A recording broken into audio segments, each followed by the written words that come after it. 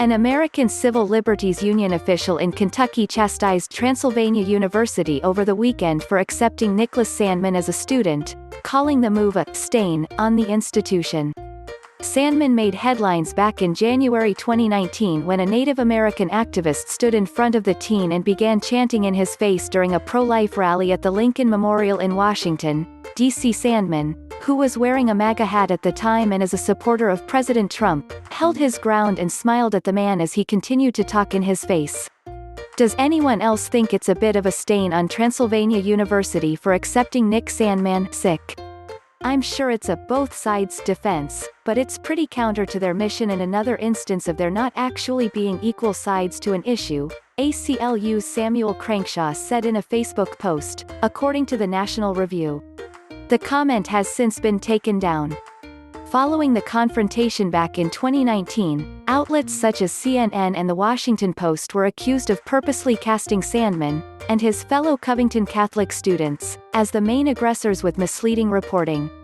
Both outlets ultimately reached a legal settlement with Sandmann after he sued them in court for $250 million. The defamation suit sought damages for the emotional distress Nicholas and his family suffered, in the fallout of the network's reporting, and lawyers for Sandmann have said they will target other major outlets who reported on the story in the same way.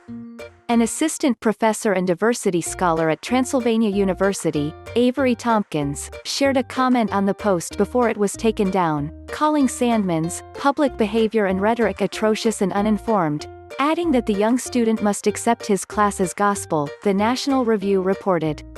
We can't not admit academically qualified students due to their political and personal views, he said. If he ends up in my intro class, fine. He might learn something that is actually based on research and evidence. Tompkins added that Sandmann is part of groups that hold anti-intellectualist views, and would see the professor as part of some liberal brainwashing machine, but signing up for Transy in my class means he is required to learn that information, even if he disagrees. The professor continued, if he were to cause problems by being disruptive, trolling, or engaging in unethical behavior of any kind, I would immediately document it just like I would for any student doing the same thing, and he would just be putting himself in a position for me to file a conduct report. Tompkins later issued an apology saying, I want to apologize for my mistake in singling out a student and any misunderstandings that arose from that. One of my favorite things about working at a liberal arts institution is that our community has diverse perspectives, he continued.